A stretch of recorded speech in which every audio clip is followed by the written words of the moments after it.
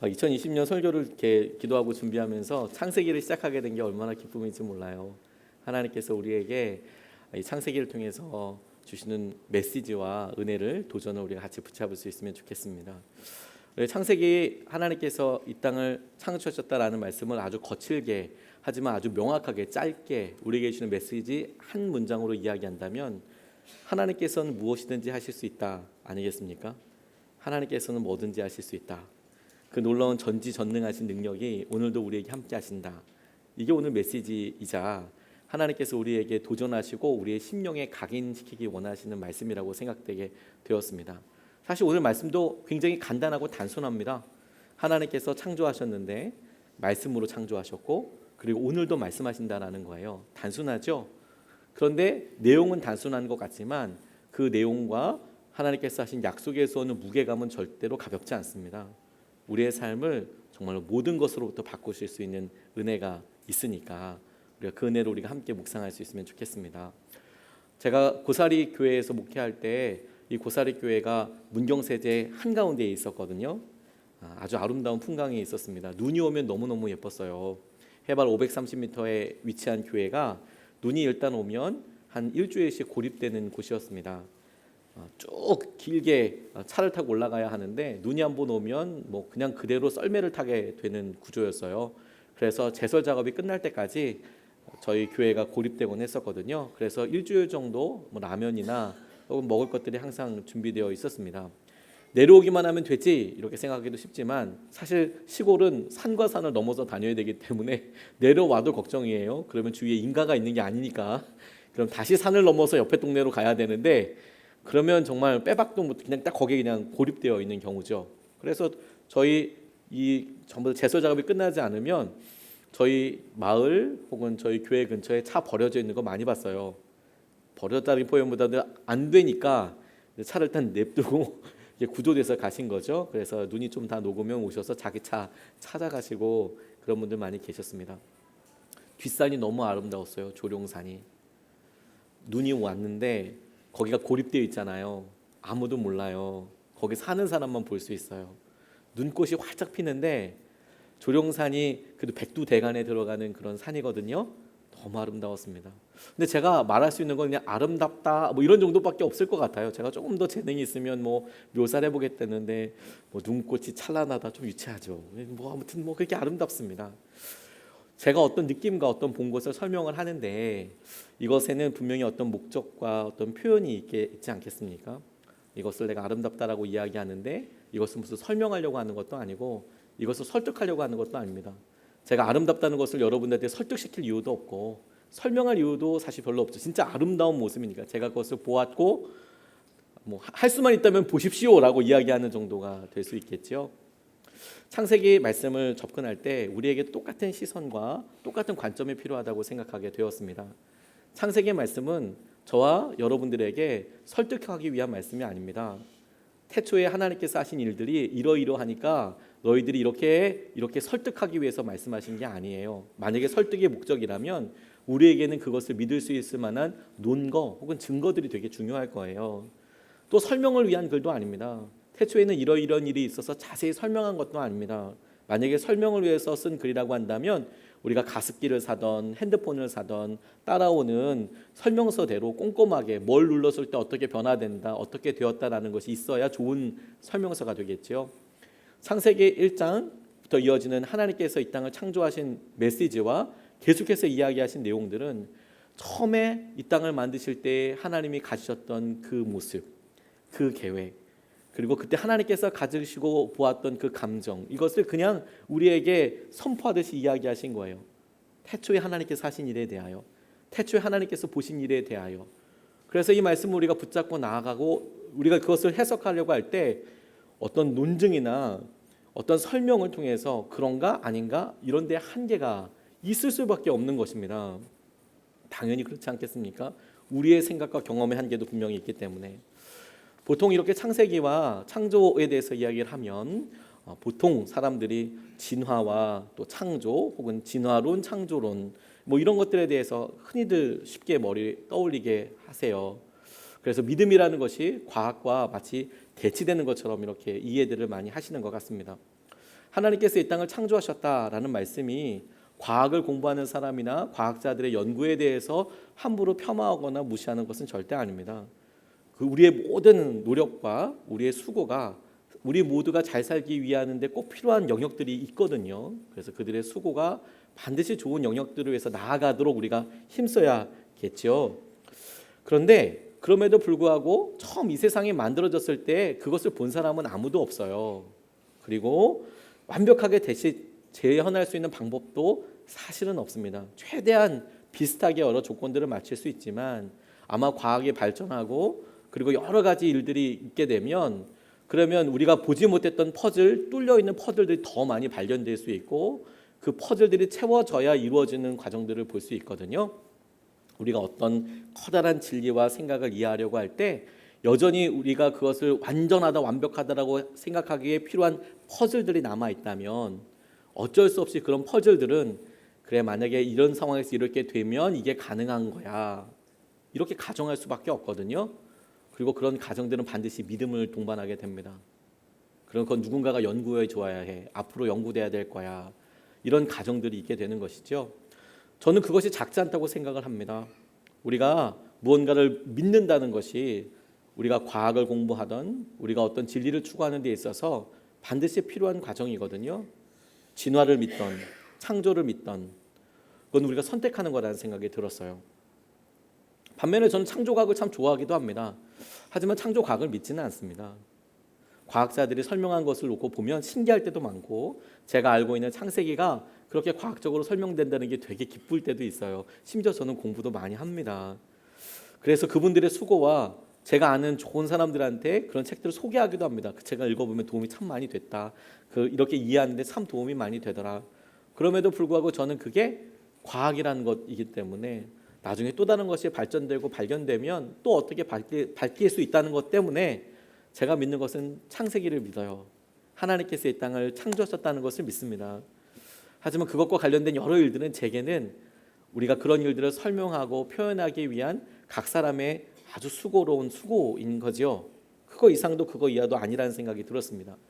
그래서 우리가 마음의 귀를 기울여서 하나님께서 우리에게 하시는 말씀이 우리에게 가져오는 영향력, 결과에 대해서도 주목해야겠다는 생각이 들었어요. 이 말씀을 주신 이유가 설득도 아니고 설명도 아니라면 하나님께서 도대체 우리에게 이 일을 통하여 말씀하셔서 무엇을 하려고 하시는 걸까?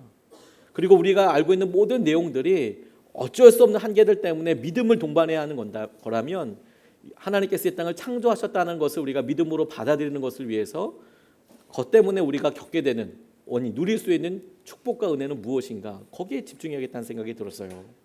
오늘 본문 말씀은 아주 간단하게 이야기합니다. 하나님께서 세상을 창조하셨답니다. 하나님께서 세상을 창조하셨습니다. 우리가 그 하나님을 믿습니다. 우리가 믿는 하나님은 세상을 창조하신 하나님이세요. 오늘 1절 말씀에 보면 태초에 하나님이 천지를 창조하셨다. 2절에 땅이 혼돈하고 공허하며 어둠이 깊음 위에 있고 하나님의 영은 무리를 움직이고 계셨다. 이렇게 이야기하고 계십니다. 하나님이 이 땅을 만드셨다라고 이야기하는 것이 그것을 우리가 믿어서 그렇군요. 하나님께서 이 땅을 창조하셨군요 라고 믿는 것은 우리에게 모든 생각과 가치관을 바꾸도록 그렇게 이끌어 갑니다. 왜? 우리가 무엇을 만들었다면 그 만든 사람의 목적과 그 만든 사람들의 용도라고 이야기하면 물품이면 용도이겠지만 목적과 계획이 있을 수밖에 없는 거거든요. 건축가들이 건물을 예쁘게 지었는데 사람들이 보기에는 도대체 이 구멍이 혹은 이 시설이 무엇 때문에 만들어져 있는지 뚫려 있는지 이해가 안 가는 경우들이 많아요. 그런데 건축가의 생각에는 이것이 배수를 위해서 꼭 필요한 공간이 될 수도 있고 이것이 환기를 위해서 꼭 필요한 시설이 될 수도 있고 심지어 이것이 여러 볕이 들고 하는 데 있어서 굉장히 중요한 계획일 수도 있거든요. 그런데 언뜻 우리가 보기에는 보기 좋다 안 좋다 의미가 뭐냐 잘 모를 수 있는 것이죠. 하나님께서 이 땅을 창조하셨다. 이 말을 우리가 믿음으로 받아들이므로 이 땅에 의미 없는 것은 아무것도 없구나. 모든 것이 다 의미가 있고 우리도 하나님께서 주시는 목적과 계획 가운데 있게 되는 것이구나 라는 하나님의 계획의 말씀에 우리가 닿게 되는 거예요. 하나님이 이 땅을 창조하셨고 우리를 창조하셨고 우리를 향한 놀라운 계획이 있으시다 라는 것이죠. 체코의 유명한 소설가로 프란츠 카프카라는 사람이 있습니다. 그가 당시의 사람들이 고민했던 여러 일들, 그리고 그 이후의 사람들도 사실 굉장히 많이 공감하게 될 여러 그런 감정과 생각들을 소설로 표현했습니다. 그중에 변신이라는 책이 있습니다. 저는 대학교 때 그 책을 읽고 사실 되게 많이 공감도 많이 하고, 그리고 많은 생각을 하게 됐습니다. 많은 질문이 떠올랐습니다. 거기에 의류회사의 영업사원으로 근무하는 그레고르라는 그런 청년이 나옵니다. 그가 열심히 일했습니다. 가정이 가난했고 힘들었습니다. 부모님 병약하셨고 동생 여전히 앞가림하기 위해서는 도움이 필요할 것 같고, 그것을 위해서 돈을 벌어서 열심히 빚도 갚아가고 가정 살림을 하곤 했습니다. 그런데 어느 날 아침에 눈을 떴는데 그 소설은 그 그레고르라는 남자가 벌레로 변한 것에서부터 이야기가 돼요. 이게 무슨 공상과학 소설이냐라고 싶지만 우리가 느끼는 심리적인 압박과 우리의 마음을 그렇게 표현했다는 생각이 듭니다. 벌레로 변한 척을 한 게 아니라 그 소설에는 아예 벌레로 변했기 때문에 일어나는 일을 이야기하고 있어요. 청소하러 들어온 부모님이나 동생이 깜짝 놀라죠. 오빠가 벌레가 되어 있으니까, 큰 벌레가 되어 있으니까. 자다가 고쳐놓으려고 그러는데 자기 스스로도 너무 힘든 거예요. 그동안에 먹었던 맛있는 신선한 음식도 자기에게 이제 맞지 않고 벌레들에게 맞을 법한 썩은 음식, 이런 것들이 맞기 시작합니다. 근데 가장 고통스럽고 힘든 것은 뭐냐면 그 소설 계속해서 진행되는 게 어떤 내용이냐면 바깥에서 가족들이 이야기하는 소리가 들려오는 거예요. 무슨 소리냐면 자기는 자기가 일하지 않고 자기가 뭔가 하지 않으면 부모님도 힘들고 우리 가정이 다 어려워질 거라고 생각을 했는데 어느 순간에 부모님들이 살 궁리를 하시는 거예요. 우리라도 돈을 벌고 뭘 해야 되지 않겠나, 새로 일을 시작해야 되지 않겠나. 동생도 자기가 다 도움을 주고 챙겨줘야 될 것 같은데, 그런데 자기 일을 해가기 시작하는 거예요. 그걸 방에 이렇게 벌레가 돼서 있으면서 그 소리를 다 듣는 겁니다. 오히려 자기는 자기가 빠지면 이걸 누가 해결해, 이걸 누가 재정을 공급하고 해. 그런데 가족들이 오히려 그 일 때문에 더 열심히 살려고 하고 건강해지는 것 같고 그렇게 되는 거예요. 자기는 계속 벌레이고 자기는 여전히 방에 계속 은둔하고 있는데, 나중에 한번 이렇게 바깥을 나오려고 하는데 너무 놀라서 가족 중에 하나가 사과를 던졌는데 그 사과가 몸에 박히고 그게 썩어가고, 그래서 그 방 안에서 죽음을 맞이하게 됩니다. 그러니까 이걸 만약에 영화로 만든다면 이게 무슨 뭐 공상 과학 소설처럼 이렇게 만들어야 되나 이상하지만, 그 글을 읽고 그런 상황들을 직면하는 우리는 의외로 심리적으로 마음으로 거기에 공감하는 경우들이 참 많아요. 우리가 아플 때나 우리가 경제적으로 실패를 경험했거나 혹은 아주 커다란 압박을 누리게 될 때 어느 순간에 우리 스스로가 마치 벌레가 된 것처럼, 가치가 없어진 것처럼, 의미가 없어진 것처럼 고민하고 힘들어하게 되거든요. 우리의 진면목과 이렇게 마주하게 되는 거예요. 너무 어려워지게 되는 거죠. 그런데 그동안에 우리가 힘을 내보려고 내가 사랑하는 아내 때문에, 사랑하는 남편 때문에, 자녀 때문에, 부모님 때문에 해야 할 거야, 이걸 할 거야 이렇게 생각했는데, 아니 가족들이 없어도 잘하는 거예요. 내가 왜 한 거야?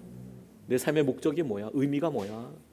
이런 질문들을 하게 되고 우리 마음속으로 너무 힘들어지게 되는 거죠. 난 뭐 때문에 힘든 거야? 이것이 우리의 삶에 염려나 고난이나 위기 같은 것을 통해서만 다가오는 게 아닙니다. 우리가 실제로 죄와 같이 우리의 삶을 명확하게 보여주는 여러 질문들 앞에 설 때마다 우리가 다다를 수밖에 없는 결론이 뭐냐면 우리가 어떤 목적과 어떤 가치 때문에 사는가. 그런데 세상에서 이 답을 줄 수 없다는 거예요. 때로는 너무 힘들고 어려운 일들로 남아있지만 이런 가치에 대해서 세상을 설명할 수 있는 방법이 없더라는 겁니다. 그게 카프카가 보여주고 있는 거예요.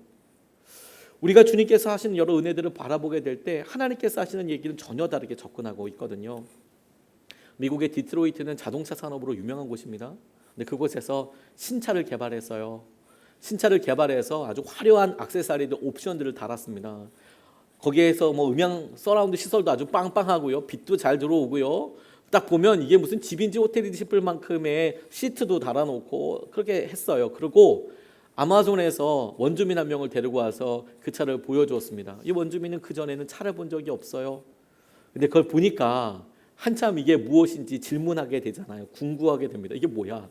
계속 보고 문도 열어보고 들어보니까 막 아무거나 막 건드리고 막 때려보고 쳐보고 그러다 보니까 불도 들어오고요. 어떻게 하다 보니까 노래도 나올 수 있겠죠. 그러니까 이게 뭐야? 또 누워 있고 앉아 있다 보면 앉는 자리도 처음에 어색했지만 아무튼 뭐 앉을 수도 있고 쉴 수도 있겠다라는 생각도 들었을 거예요. 자기가 거하고 있는 오두막과도 비슷하다고 생각할 수도 있었을 거예요.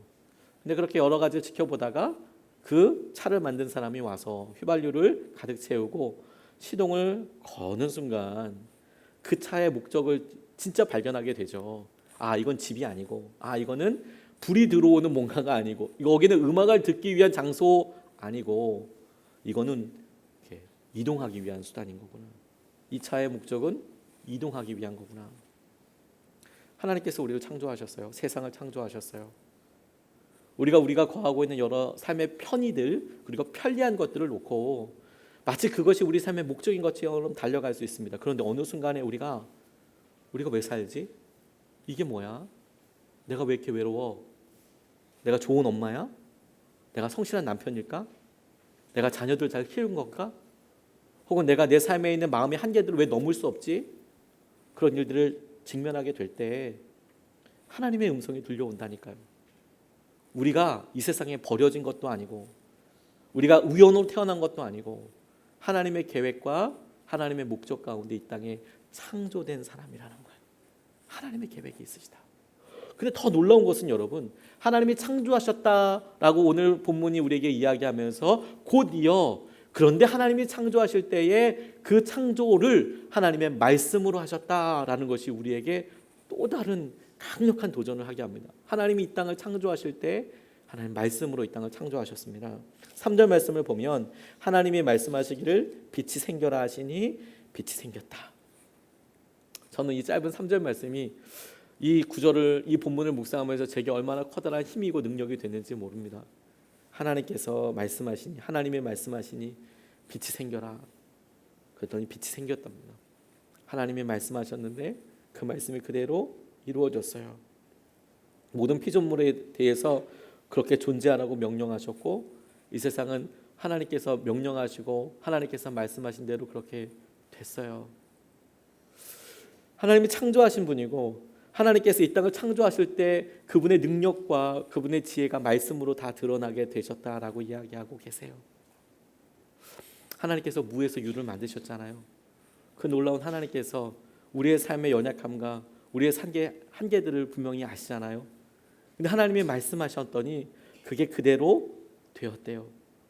하나님께서 말씀하시니 그게 그 땅에 그대로 이루어지게 되었으니 우리의 삶에도 하나님께서 그 놀라운 능력과 은혜로 한 말씀만 해주시면, 하나님 우리에게 말씀하여 주시면 그것이 우리에게 실제가 되겠구나, 능력이 되겠구나. 이게 제게 너무 커다란 갈망처럼 제 마음속에 하나님께서 하나님 그 말씀으로 우리를 다시 만져주십시오, 다시 만들어주십시오 라고 갈망하고 기대하게 됐어요. 그런데 우리는 이 말씀이 어떻게 이 세상에서 역사를 통하여 우리 가운데 왔는지도 보게 됐습니다. 요한복음 말씀에 태초부터 계신 그 말씀이 이 땅에 육신을 입어서 오셨다라고 말씀하고 계시잖아요. 그분이 예수님이고, 그리고 그 예수님께서 하신 일들이 여러 사람들의 고백과 증거와 헌신을 통해서 우리에게 성경이라는 성령의 감동을 따라서 성경 말씀으로 우리에게 지금 쥐어져 있고 우리가 읽을 수도 있고 우리가 그 말씀을 붙잡을 수도 있게 되어 있는 것 아니겠습니까?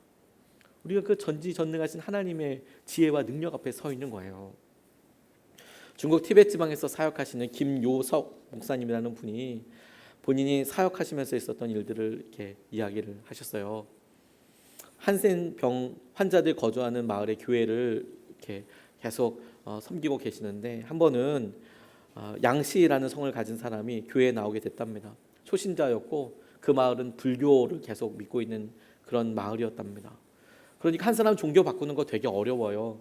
왜냐하면 불교가 갖고 있는 집단적인 어떤 제사 같은 것도 있고, 그리고 시족 마을이기도 하고 여러 일들에 있어서 만나는 여러 행사들 이런 것들이 다 종교와 관련되어 있으니까 이 양씨라는 사람은 사실 대단한 결정을 한 거죠.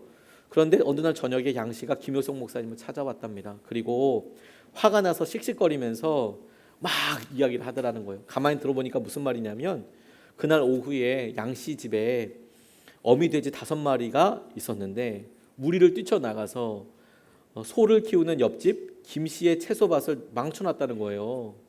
얘들 뛰어나가서 그 채소밭을 다 망쳤는데 돼지들도 멧돼지처럼 똑같이 코로 땅 팝니다.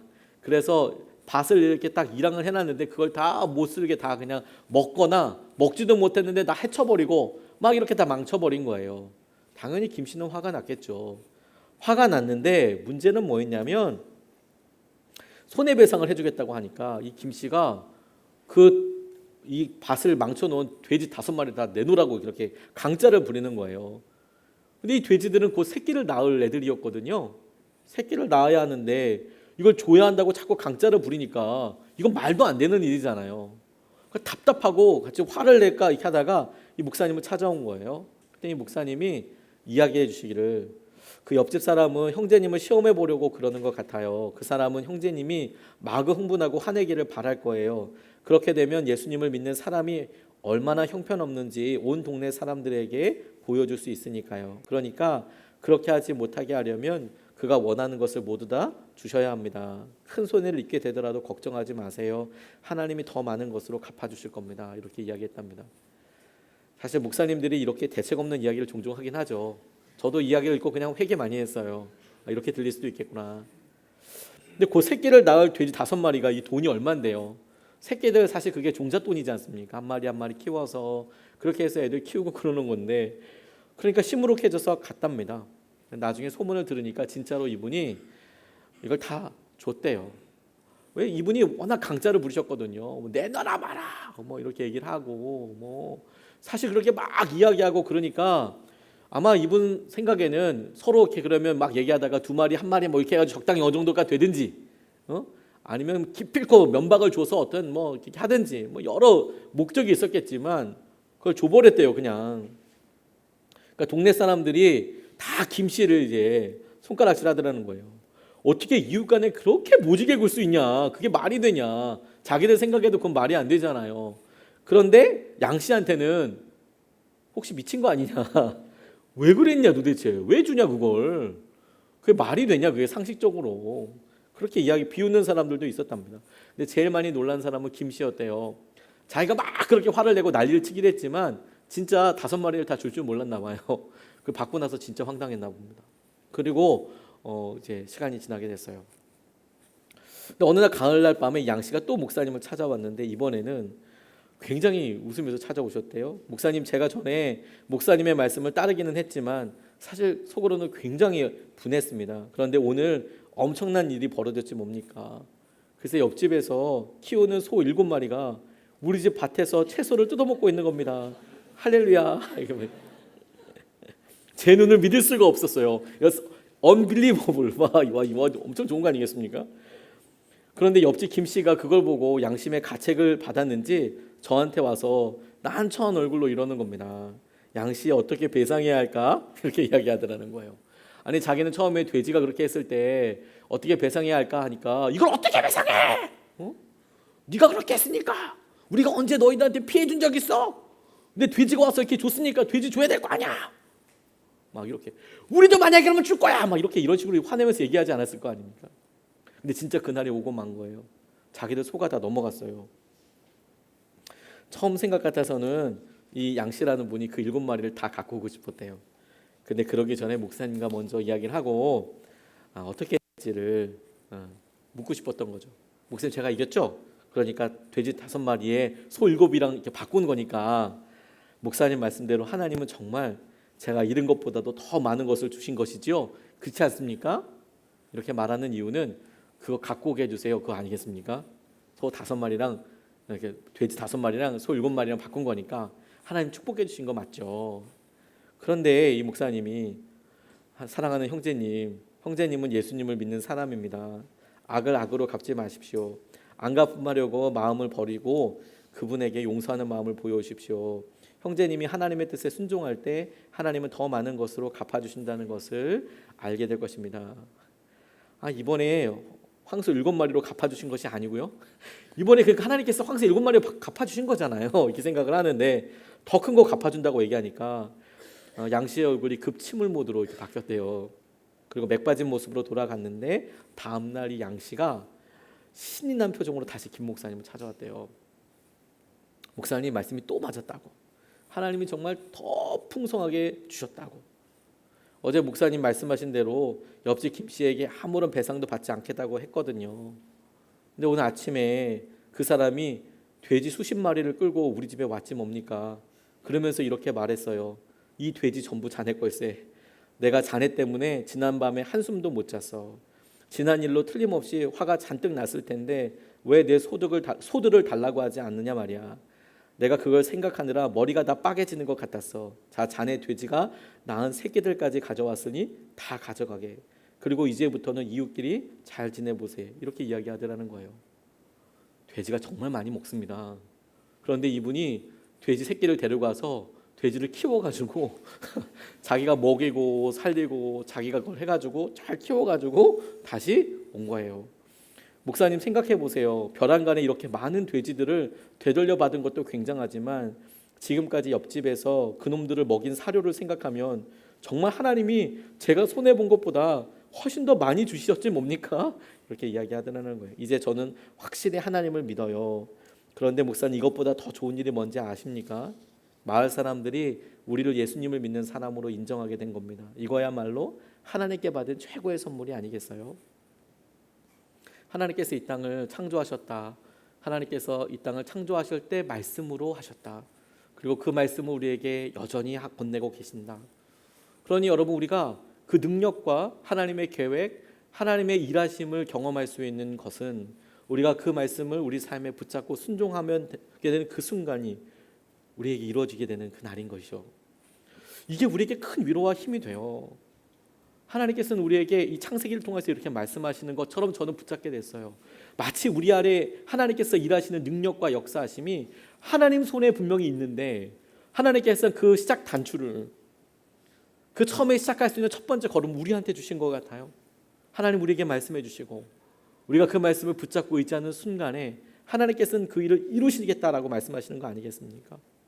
우리는 하나님께서 말씀하셨고 그 말씀이 이루어지기 전에 아주 짧은 시기를 살고 있는 거예요. 하나님이 말씀하신 대로 이 땅에 이루어지게 될 텐데 그것이 이루어지기 전 아주 짧은 시기를 우리가 지금 보고 있는 거예요. 우리가 지금 어렵다고 하고 힘들다고 하고 생각하는 여러 일들이 하나님 말씀하신 것들이 곧 이루어질 것을 생각하면 얼마 남지 않은 거예요. 얼마 남지 않은 겁니다. 근데 여기에 이 말씀은 우리에게 한 걸음 더 나아가 놀라운 축복을 우리에게 허락하고 계세요. 하나님이 세상을 창조하셨습니다. 그리고 그분이 말씀으로 그렇게 이 일을 이루셨다면 우리에게 허락하신 이 시간이 얼마나 소중한지 몰라요. 하나님은 오늘도 우리에게 말씀하고 계시거든요. 그런데 그 말씀은 처음에 세상을 창조하셨던 그 능력의 말씀이었거든요. 그게 오늘도 우리에게 들려와요. 이 말씀은 여러분 주님께서 우리의 삶을 온전히 새로 바꾸시고 인도하신다는 말씀 아니겠습니까?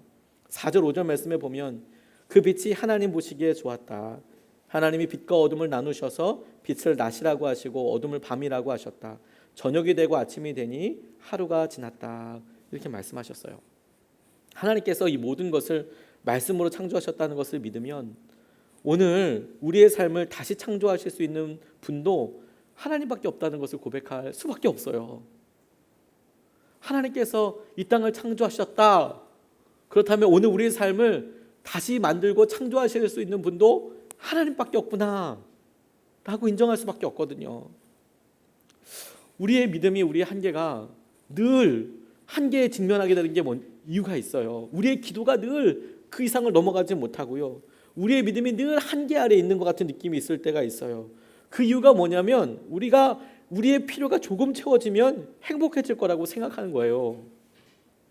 우리가 간절히 기도하는 그 문제가 해결이 되면 우리의 육신의 여러 어려움과 고통이 해결이 되면 우리의 자녀들의 진로가 어떻게 우리가 알 수 있는 대로 열리게 된다면 우리의 삶이 조금만 변하게 되면 우리가 진짜 행복하게 될 텐데 라고 생각을 해요. 우리의 삶을 조금 바꿔서 여러분 되겠습니까? 하나님이 우리에게 말씀하시는 것은 너희들의 삶을 조금 바꿔서가 아니라 하나님께서 다시 창조하시겠다라는 거예요. 무에서 유를 창조하시듯 우리의 삶에 우리가 상상하지도 못했고 우리가 그렇게 기도해보지도 못했던 일에 대하여 하나님께서는 우리에게 말씀하시고 그 말씀은 우리의 삶에 이루시겠다고 말씀하신 거거든요. 하나님께서 빛을 창조하시기 전에 누구든지 그 빛을 본 적도 없고 상상할 수도 없었습니다.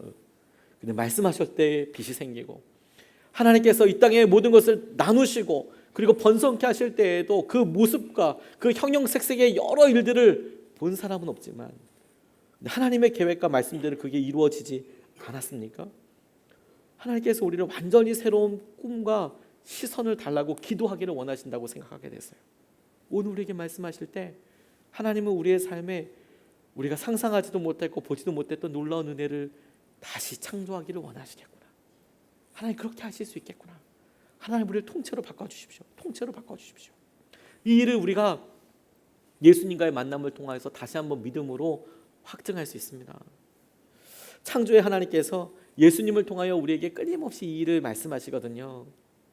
고린도 후서 4장 6절 말씀은 어두운 데에 빛이 비치라 말씀하셨던 그 하나님께서 예수 그리스도의 얼굴에 있는 하나님의 영광을 아는 빛을 우리 마음에 비추셨느니라 이렇게 이야기하고 있어요. 빛이 있으라 말씀하셨던 그 하나님 전능하셔서 빛이 있어라 했더니 빛이 있었다. 그 놀라운 창조의 능력으로 하나님께서 예수님에게 이루신 일이 무엇이냐면 그분 가운데 있는 하나님의 영광을 예수 그리스도를 보고 하나님께서 임재하고 계시는구나, 하나님께서 이 모든 일을 하셨구나 라는 것을 깨달을 수 있는 그 빛을 우리 마음에 주셨다라고 이야기하고 있어요.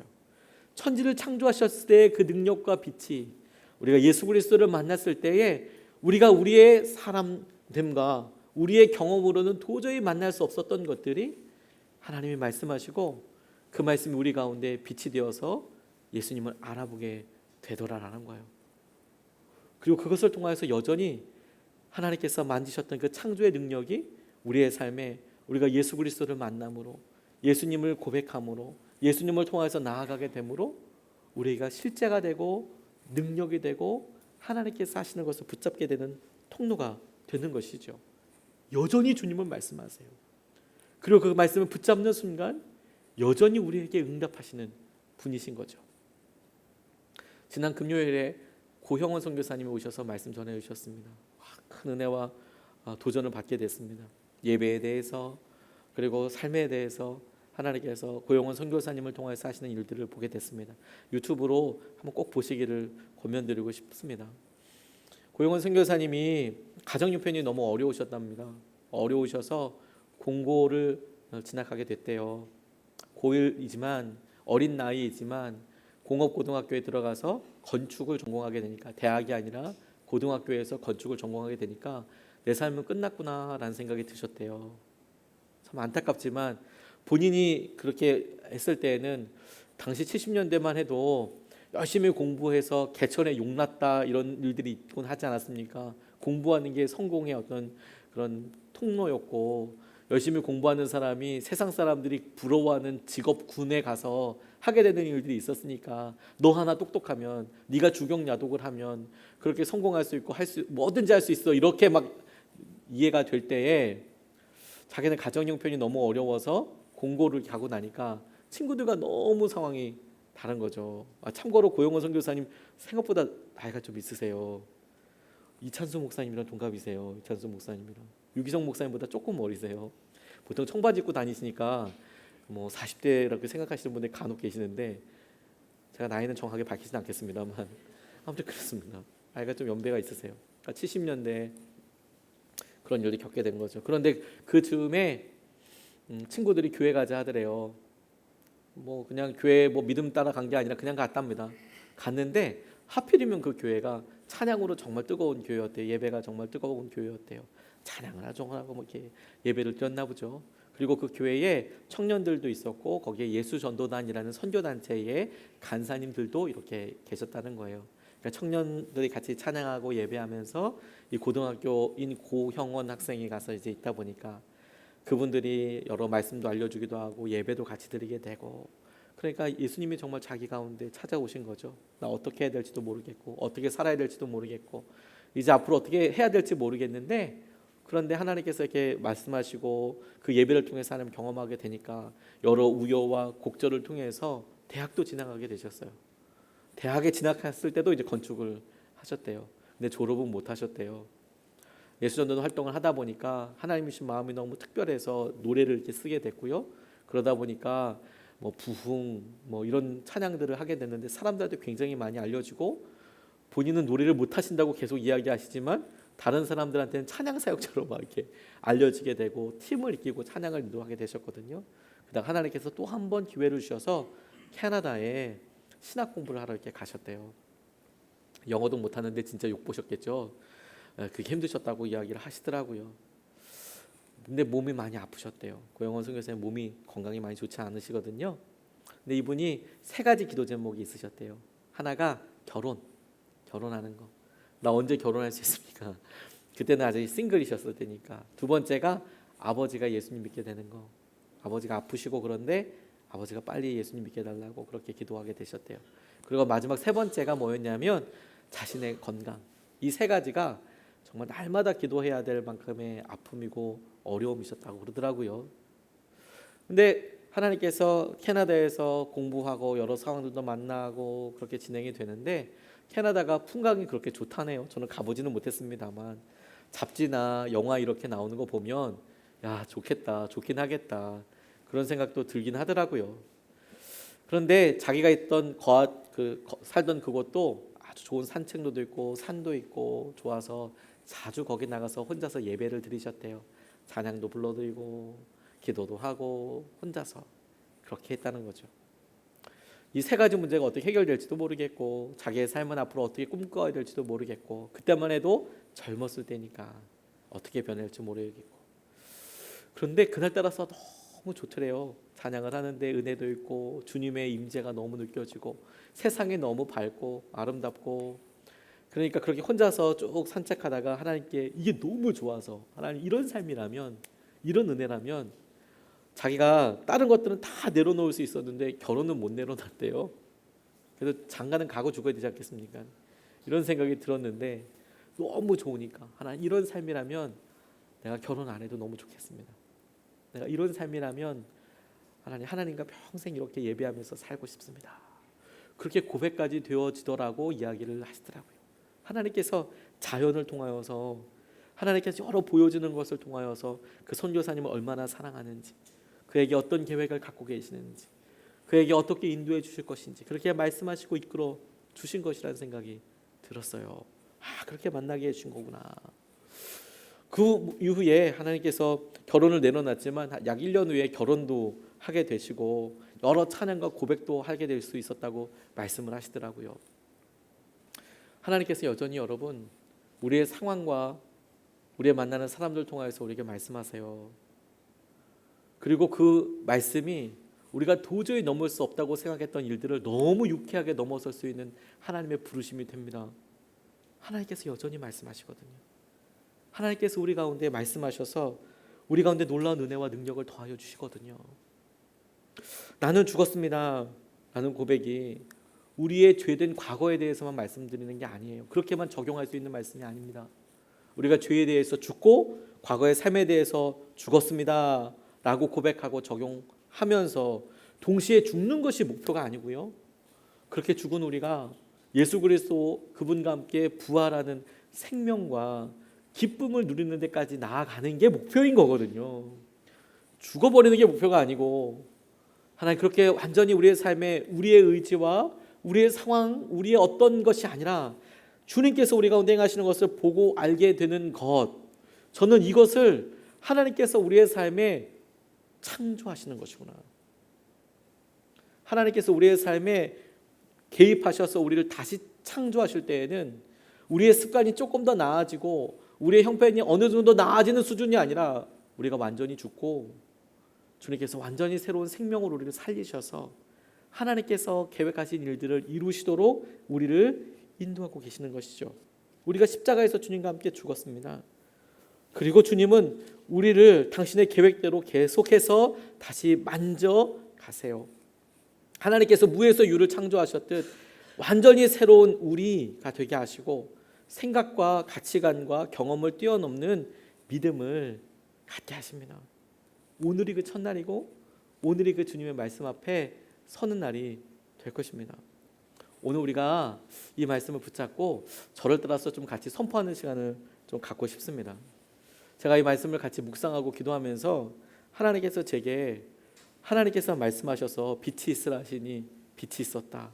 굉장히 단순한 말씀인데 오늘 우리가 하나님의 말씀에 의지해서 하나님께서 이 성경 말씀에 이끌으신 대로 하나님께서 말씀하시기를 희망이 생겨라. 하나님 희망이 없고 우리가 너무 우울하고 어렵습니다. 희망이 생겨라. 하나님이 말씀하시기를 자유케 되라. 하나님 우리 가운데 자유가 있게 해주십시오. 돈이나 하나님 관계들에 매여 있지 않게 하시고 우리가 자유케 해주십시오. 하나님 우리의 몸이 온전케 되게 해주십시오. 하나님 우리가 주님의 영광을 알아보는 눈이 열리게 해주십시오. 그러니까 주님께서 행하신 놀라운 역사하심을 보게 해주십시오.